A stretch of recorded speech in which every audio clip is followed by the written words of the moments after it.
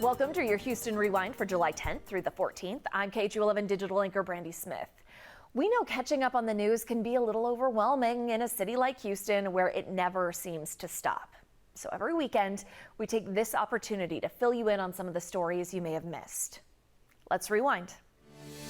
Monday, Texas lawmakers delivered big news for homeowners. They finally struck a deal on property tax relief that they promised will save homeowners thousands of dollars every year. Janelle Bluda broke down what we know about the plan. After months of standstill, the House and Senate have announced a compromise, one they say will save homeowners thousands per year. It's been 6 months in Austin with lawmakers going back and forth, but finally today, a deal. Under the new plan, $12 billion of state surplus money will be sent to school districts to reduce the school property tax rates. With this, Lieutenant Governor Dan Patrick says school tax rates across Texas will be cut on average 41%. On top of that, the homestead exemption will increase to $100,000 from the current $40,000, which means the value of your home that can be taxed will be lowered.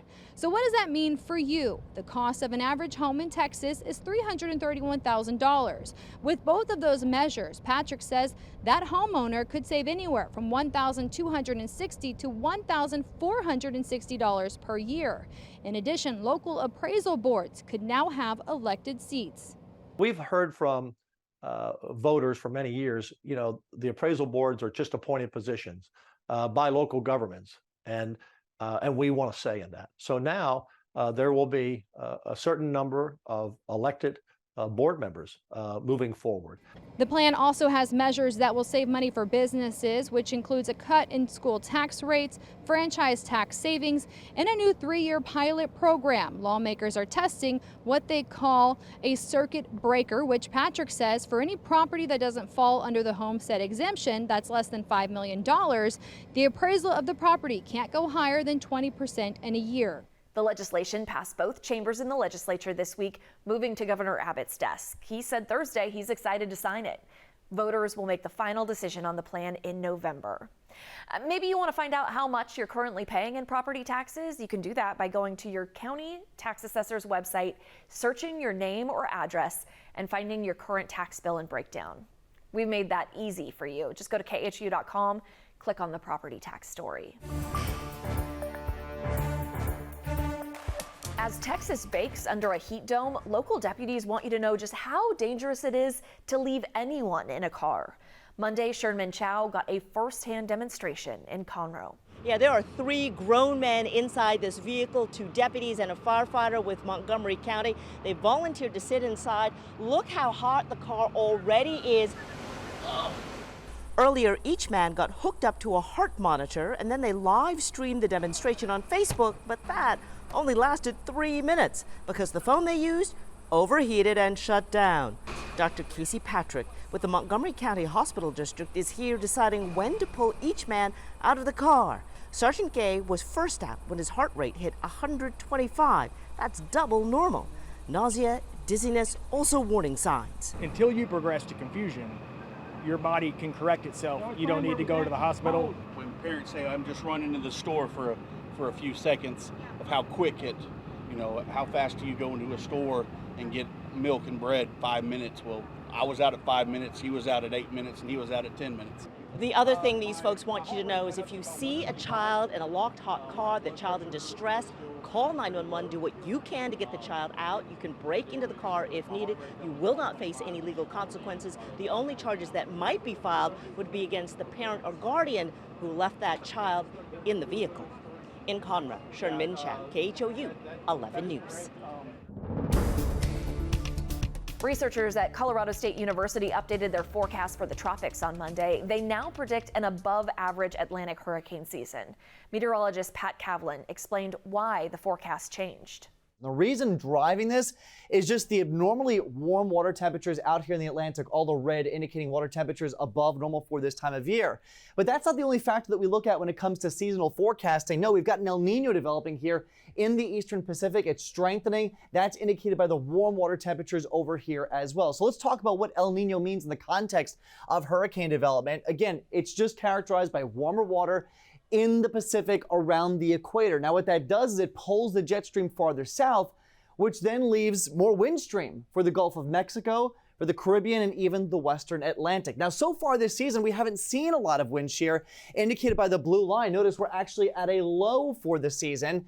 To see a decrease in tropical activity, we would need to see that blue line go up, which would mark an increase in wind shear, which would shred any developing storms apart. So, bottom line, the atmosphere is a balancing act. Right now, we're torn between a developing and a strengthening El Nino and very warm water temperatures in the Atlantic. Right now, hurricane forecasters believe the warm water temperatures will win out, but if the El Nino strengthens enough, we'll have enough wind shear, and that could overtake any developing storms. Bottom line, though, as we go into the season, all it takes is one, and so you always need to be prepared.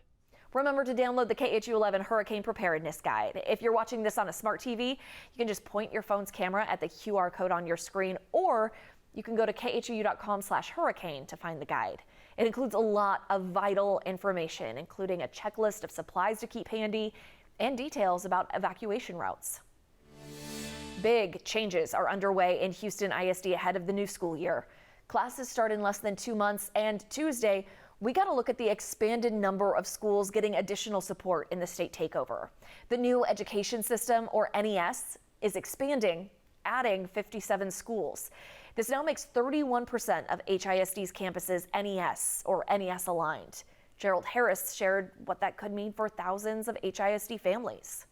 Reading some of the rationale for wanting. New HISD Superintendent Mike Mowell says he's excited. Most people realize that we do need to change. About the expansion of the new education system, or NES, within HISD, adding 57 more schools in addition to the 28 schools identified as underperforming. That the status quo is not working for them. Mao says NES is about providing additional support. The NES schools are going to get the whole shebang. That means multiple course curriculum offerings, PowerPoints, demonstrational learning, and more. But in a way that's supportive of teachers, supportive of principals, and supportive of kids. It's like the less of two evils. Houston Federation of Teachers President Jackie Anderson says she's hearing from administrators, and they feel their hands are tied. They think that they are going to get more support by joining the NES model, and you should not have to join an NES model for your school to be supported. The additional 57 schools include 36 elementary schools, 10 middle schools, 9 high schools, and 2 specialty schools, equaling 82 new NES schools. Earlier this month, Superintendent Mike Miles did say the district budget will have to increase to accommodate the NES schools. We have a full list of those schools joining the NES and more of an explanation of what NES is at khou.com/education. Tuesday kicked off Amazon Prime Day when we now know shoppers spent $12.7 billion. That breaks down to a whole lot of packages that need to be delivered. Ugochi Aloka took us on a behind-the-scenes look at the Amazon warehouse in Sugar Land.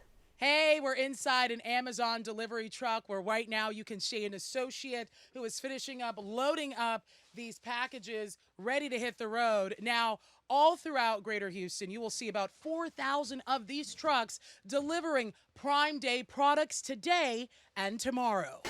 But before these packages get on the delivery trucks, they make it here.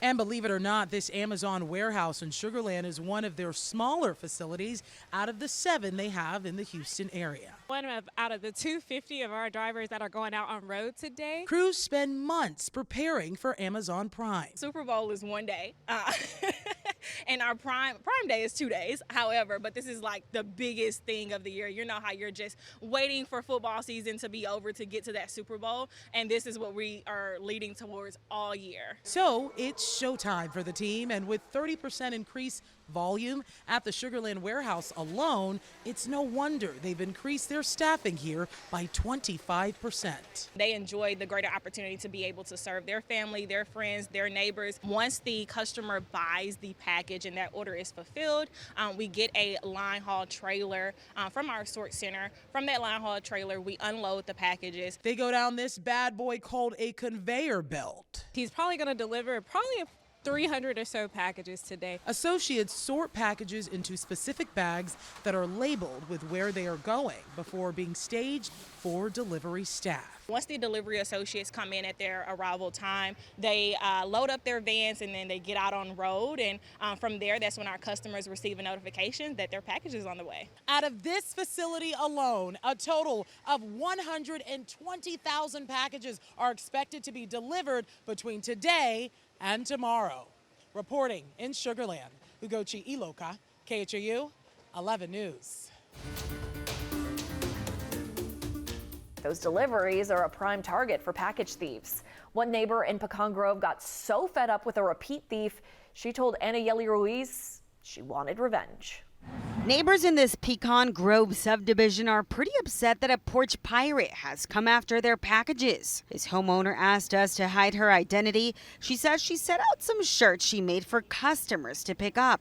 And last Thursday, a few minutes after she put them out, she says surveillance video caught a person wearing an Amazon vest sorting through her packages and taking what he wanted. It hurt. Like, I cried. I was so upset. I was like, I just feel like attacked, you know, and then is he watching me? She said she called police and put video on social media. That's when she noticed some of her neighbors were experiencing the same problems. There was a gray car driving by and running and stealing everyone's packages. This neighbor was determined to fight back and took matters into her own hands. So I put out some decoy packages of my kids' diapers and I wrapped them up like in boxes. And sure enough, the suspect came back again. And yes, he took the dirty diapers with him. The very immature side of myself was very happy. But she's not the only one. According to the Sugar Land police, they also have some cases they're working on. And just last night, a possible break in the case. Sugar Land police says thanks to a license plate reader, they pulled over a person they believe might be the suspect. He is a strong suspect in the cases that we're investigating. We have reason to believe that he may be good for the package thefts that have occurred in our city and other areas in Fort Bend County. The suspect was arrested at Highway 90 and Highway 6 on 2 traffic violations. What was located in the car we can't share because that's part of the ongoing investigation. Residents hope police found the right guy and he faces the consequences. Sugar Land police say the suspect bonded out on the misdemeanors, but if he's charged with the package thefts, that would be a felony. Officers are still working on that investigation. A Houston man hoped for treasure when he successfully bid on a storage unit that went up for auction. Instead, he got thousands of medical records filled with files containing personal patient information. On Wednesday, Jason Miles learned multiple entities are now involved. Inside a unit at this East Harris County public storage, Ben Rosales saw potential profit when he won an online auction sight unseen. I've bought storage units with comic books, with collectibles. But what he mostly got this time, box after box of medical records. As you see, it's like 200 boxes. Hundreds of files detailing personal patient data, including healthcare histories, names, addresses, and social security numbers. A massive data breach risk if exposed to the wrong person. Doctors are trained on how to handle these files.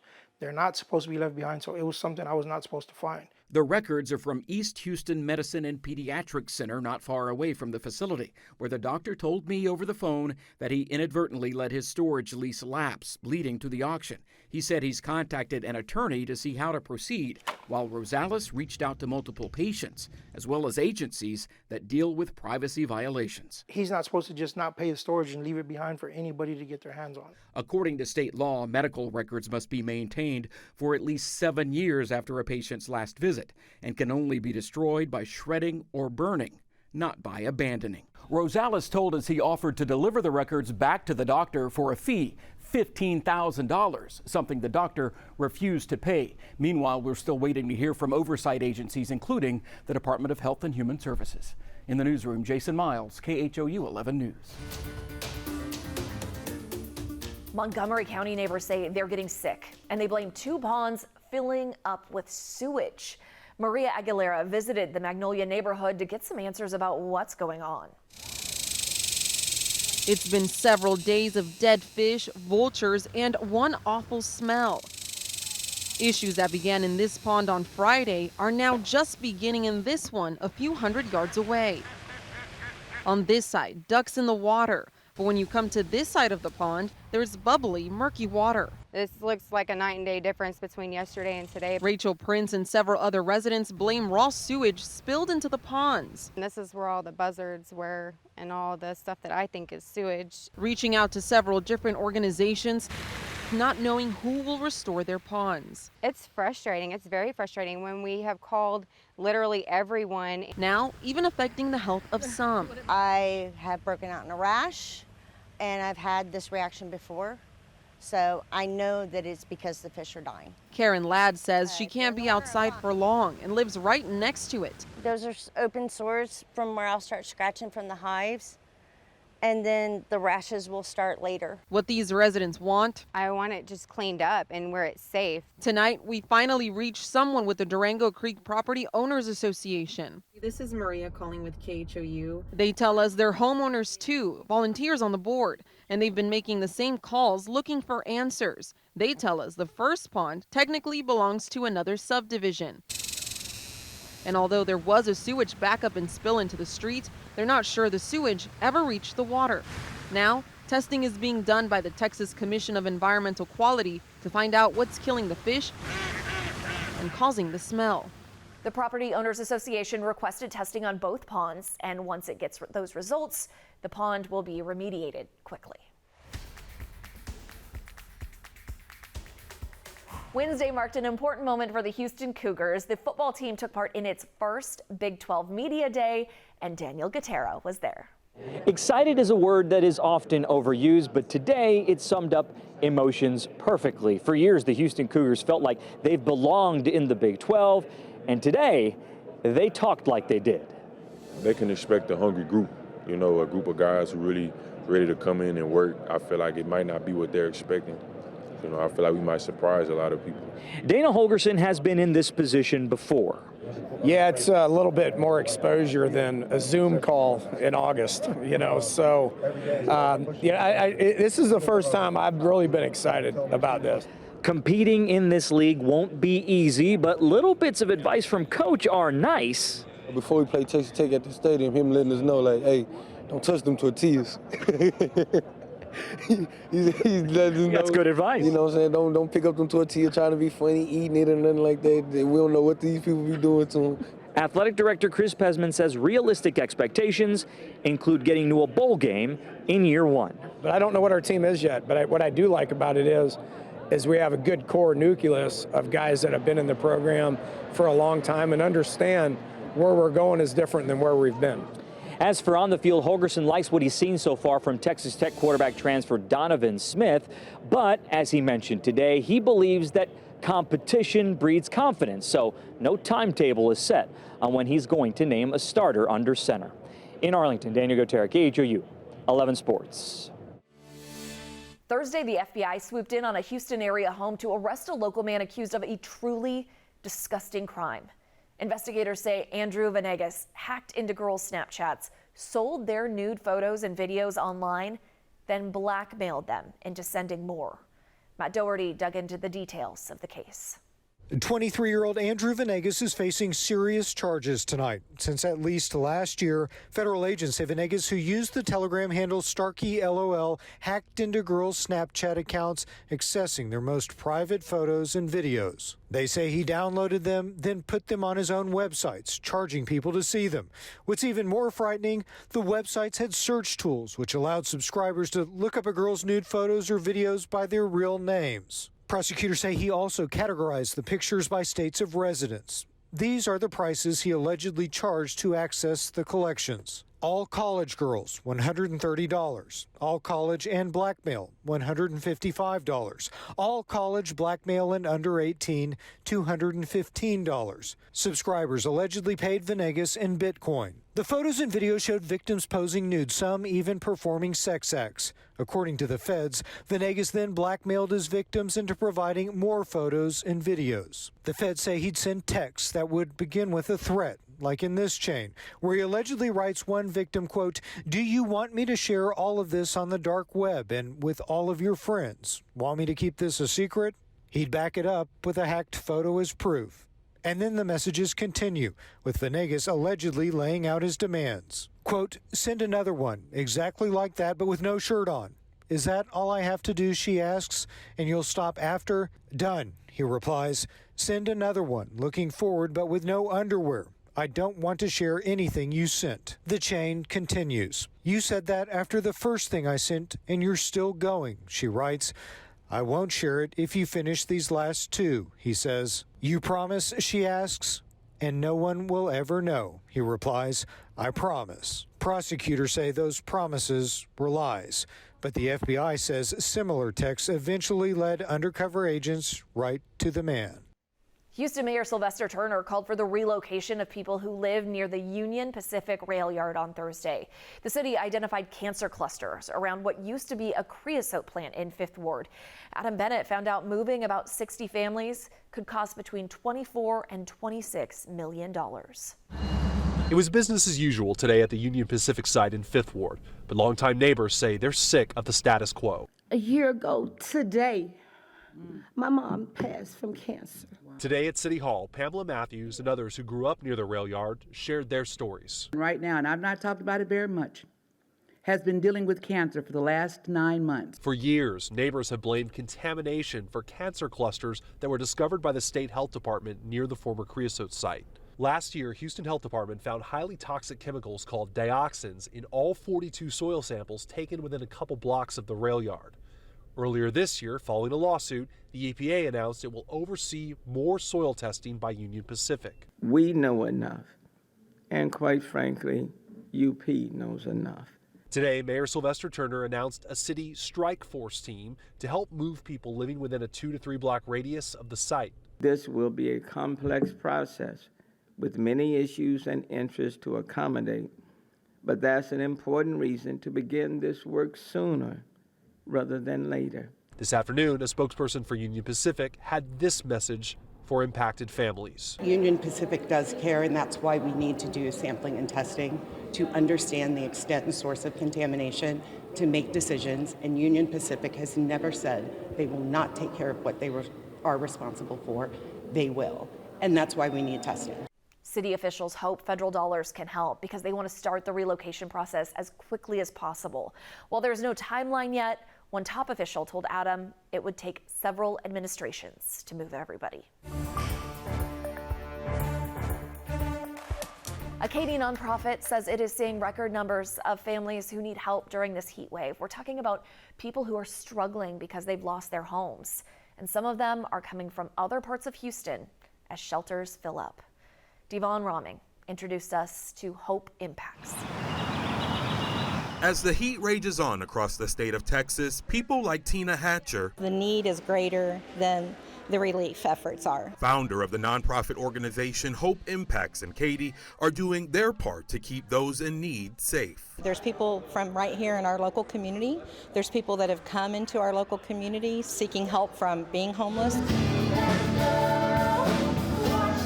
Each week, Hope Impact opens their doors to provide cooling centers that go beyond just offering relief and hydration. Food, clothing, showers. Normally, we would see maybe 10 new people a month. Now we're seeing up to 10 new people a week come in. An increase, Hatcher says, brought on by many factors. We've had record numbers of families coming in with children who do not have any shelters because they think, oh, well, there's shelters in Houston, but the shelters have technically been full since COVID. A story Jacqueline Jones knows all too well, having spent the last 2 years working while living out of her truck in this heat. If you're working, they won't help you. So you either have to be a burden on the government in order to get the help you need, or you become amongst many of us that like park at Love's or Flying J's in our car because we choose to work. Leading to calls for more action at the federal level as the heat here locally rages on in the lives of those in need. I think affordable housing is a huge issue that we just need to address as a country. So what do we do about that? What do we do about people that are aging out of the foster care system, that don't have any job skills? In Katy, Devon Rahming, KHOU 11 News. To help that organization in Katy, we're adding a link to KHOU.com. Just text the word HEAT to 713-526-1111, and we'll send you that link and other important information during the heat wave.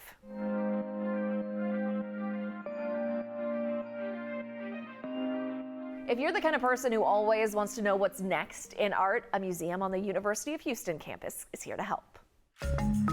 The Blackheart Museum has been here since 1973, and so we are celebrating our 50th anniversary here in 2023.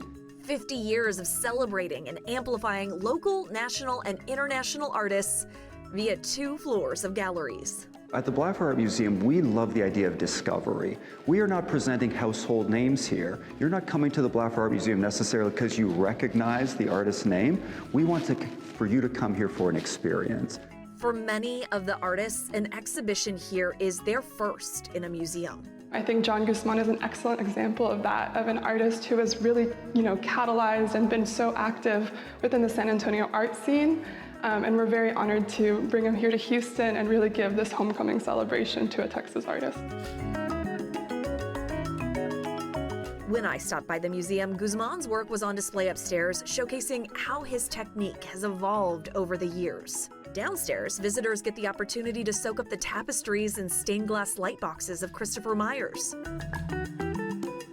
What you're going to see is just this kaleidoscope of vivid textures and elements, but always storytelling is at the core. Exhibitions rotate throughout the year. The museum likes to have 6 to 8, but a staple is this unique store, Blackheart Art and Design. All the objects are created from students from industrial design and graphic design, who we fund all the fabrication and production, and every year we have a new crop of products to offer. The store is simply another way to connect students and the Houston community. Everything we do here is free. We want it to be accessible, we want it to be inclusive. The museum has 2 front doors, one public-facing and one student-facing, and that's intentional. We really do see ourselves as an intersection, as a nexus, as a hub, where the very vibrant University of Houston community, which is 47,000 students here, plus the larger city of Houston, really do come together. 50 years on, Blackheart Art Museum is maintaining that identity with the help of every visitor who steps through those doors. We show up for you. That's why we do this work. That's why we take all this time to think about what's important to the campus community, to the Houston community, and it only makes sense for us to present it directly to you. You want more? We've got more, dozens more hidden gems scattered all over the Houston area, from Huntsville to Galveston, Sheridan to High Island, and everywhere in between. You can check them all out at khou.com/hidden gems. The Houston Health Department reports an outbreak of syphilis. Between 2019 and 2022, new infections increased by 57%. Janelle Bluta looked into what is causing the spike in cases. Syphilis in the U.S. reached historic lows back in the early 2000s, but it's been on the rise ever since.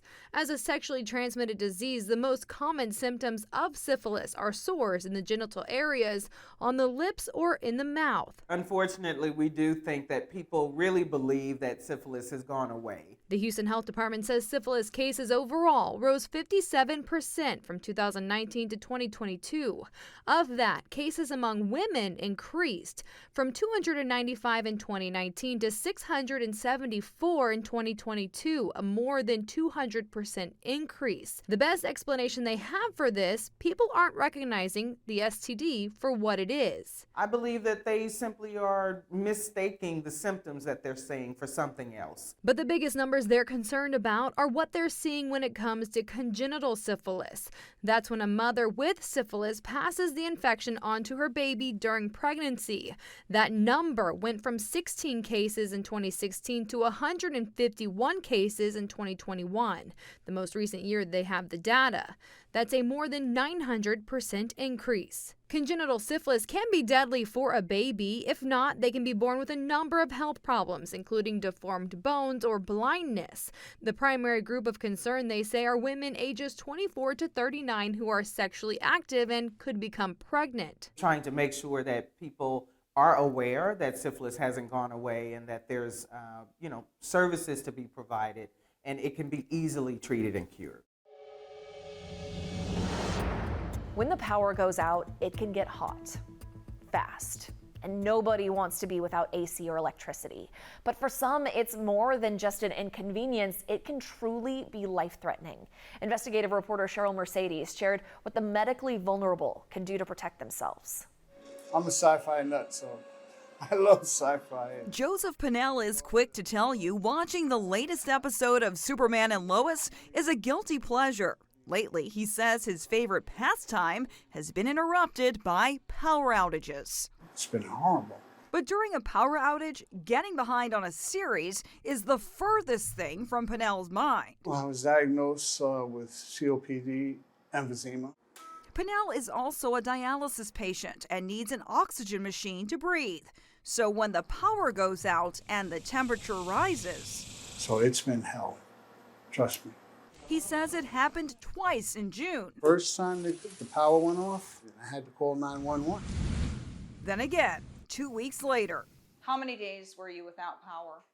Thursday, Friday, Saturday, Sunday, about 4.5 days. Pinnell is just one of 3 million older and disabled Americans who rely on electricity-dependent medical equipment. With more than 200,000 electricity-dependent people, Texas is second only to California.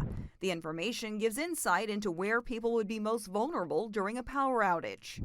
Harris County has the most power-dependent people in the state, the 4th most in the country. Pinnell lives in Harris County. There are people who really need electricity. It's not just about air conditioning and about a refrigerator, that they need it for their health and to survive. He has applied for critical care residential customer status with the Public Utility Commission of Texas in hopes of getting power restored faster when he loses it. Someone can also register with the State of Texas Emergency Assistance Registry. The STEER program provides local emergency planners and responders information.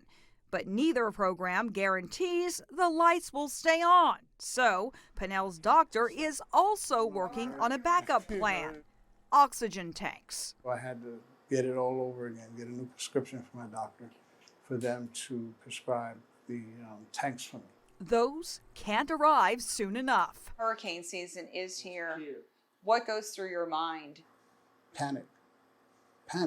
Pinnell gets his power from CenterPoint Energy. The utility provider tells me it is not using Medicare data to identify customers who rely on electricity-dependent medical equipment.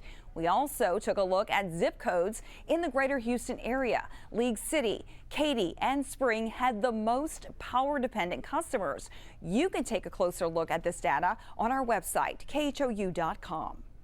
Go to khou.com/investigations to see what other stories our investigative team is working on. You may have already seen how artificial intelligence is revolutionizing day-to-day life, even the job search process. And that's true for job seekers and recruiters. Stephanie Whitfield showed us how you can use the technology to your advantage. Carson Clifton recently graduated from a master's program studying industrial and organizational psychology. He's been job searching for months. I apply to all these jobs and majority of them end up being rejections or I just don't hear back at all. But he says ChatGPT, an AI-powered tool, has made the process easier. He's used it to update his resume and tailor cover letters to specific jobs. It would, create an entire cover letter that's honestly pretty good to use and that I've used several times for use in the job application process. Many employers are also using the technology to prioritize applications. RB's in charge here at RecruitBot. Jeremy Schiff is founder and CEO of RecruitBot. He shared some inside secrets to help job seekers get past the robot gatekeeper. Some people will get really flashy with their resumes, like it almost looks more like an infographic on a PowerPoint slide. Those things are really hard for the computers to understand what's actually the content of the slide. He also recommends sticking with standard job titles and skills, but that doesn't mean your resume should be generic. The job titles and skills are sort of the thing that'll get you through the door and have a recruiter review it. But when they're reading it, and they're like, this person's probably relevant, that's when that sort of storytelling and narrative can be very valuable. Carson is still looking for the right job to use his degree. Format my cover letter to match this job description. He says this has saved him hours of work in the meantime. Stephanie Whitfield, KHOU 11 News. Before we go, here's a look at some of the stories you're clicking on most on KHOU.com.